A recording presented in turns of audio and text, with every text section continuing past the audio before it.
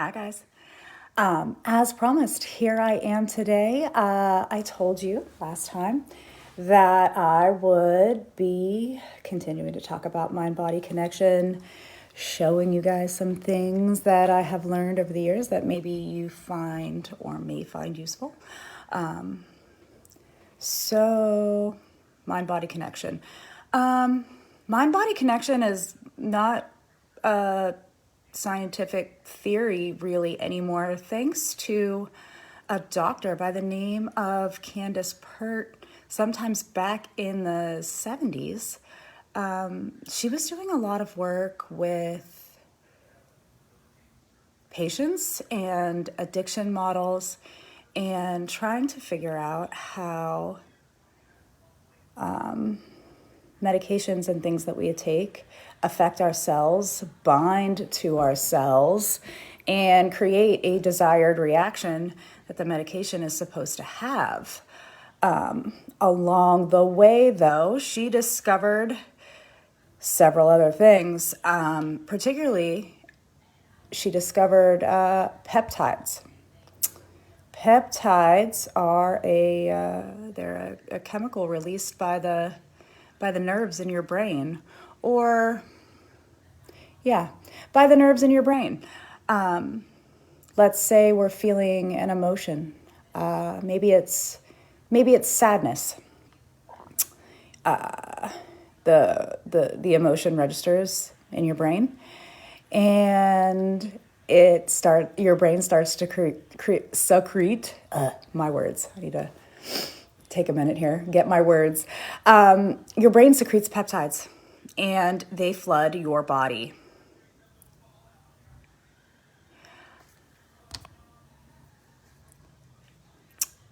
And the peptides go down into your body and interact with all of your cells in your body. We know that we have various organs and body parts. They're all comprised of cells. So the peptides go down and they knock on the door basically of your cells, and the peptides come in and they chemically change every cell in your body when this happens. So not only are you feeling sad, right, just from an emotional perspective, but that emotion translates into your tissues, into your body, and every cell that you have then experiences sadness, is changed toward that sadness. Conversely, so there's a brain-body connection, and then that same sort of channel is capable back to your brain from your body. So in other words, various types of body work, think massage, think exercise, anything that you can do to your body, then thus has a reciprocal relationship back to your brain. So that's good information to know. That means no matter how long we've been experienced said emotion, how long we've been repressing whatever memory, especially in regards to anxiety, depression, traumatic stress, that means there's always something that can be done to help improve that condition. So I'm going to now invite you to try a little experiment with me. We're going to do something called the high activation breathing technique. And you're going to want to find a place to sit somewhere, maybe, hopefully, that you are comfortable doing this. And you're just going to put your hand in the center of your chest, a little bit on the right, a little bit on the left. And you'll close your eyes, and you'll just begin to start taking some deep breaths in through the nose.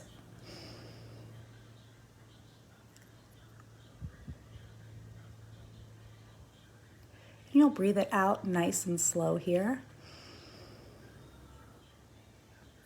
And I want you to feel in your chest as you breathe, in through the nose and out through the mouth. Can you feel the breath pass underneath your fingers? Do you feel that go through when you take a breath in?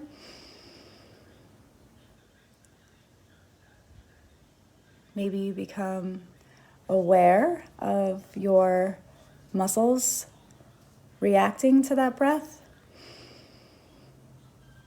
Maybe you feel some space starting to be made.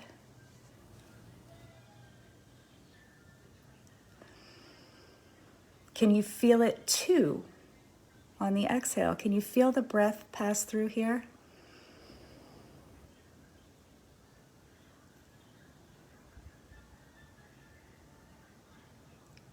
Take a few moments and really focus on feeling that breath as you breathe in, pass underneath your hand,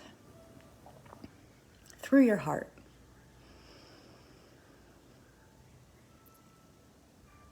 And back through again as you exhale.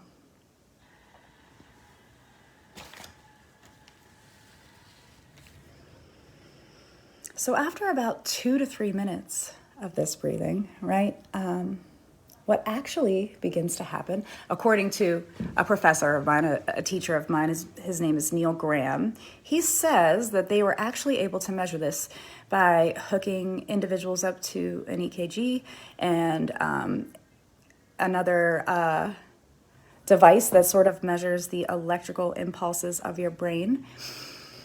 And after 2 to 3 minutes of just sitting quietly, eyes closed, focusing on your breath, that the electrical impulses in your brain and your heart actually begin to link up.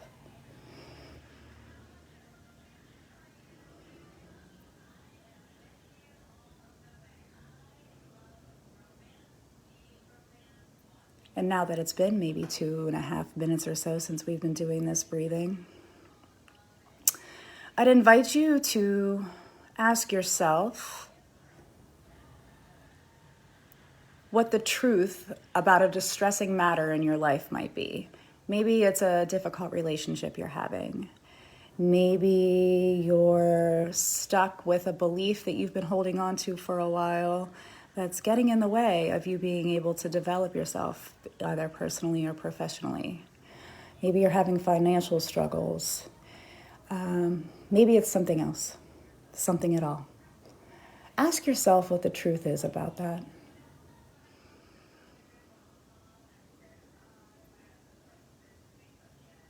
And if you can't come up with anything, or it simply just ends up echoing back into your mind, that is okay. Let it echo. You don't need to have all of the answers right now.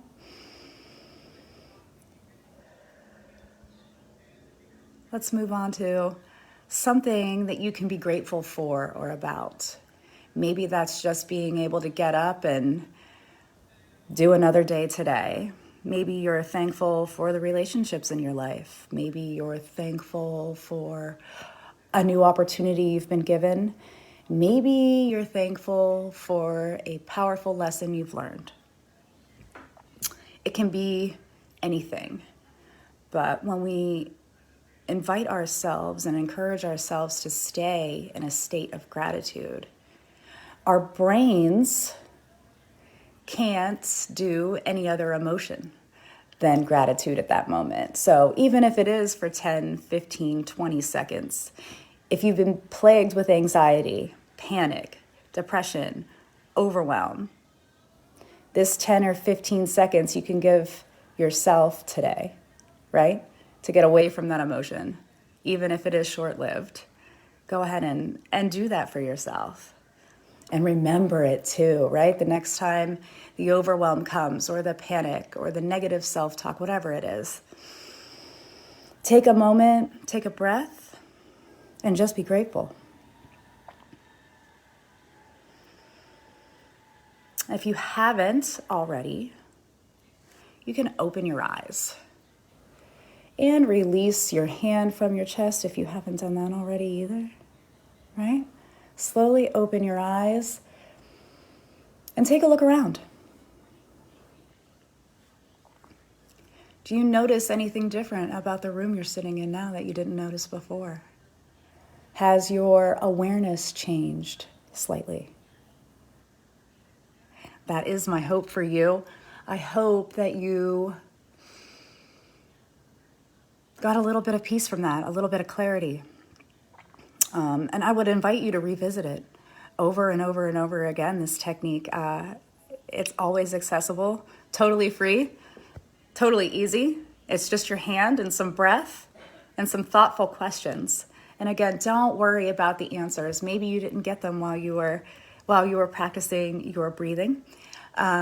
Maybe you will be surprised later and be bombarded with the answer or the question that you asked yourself. Maybe the answer will just pop in. Maybe you'll have to try it again. But keep working with that one. Try it. Thanks for tuning in, guys. Next time.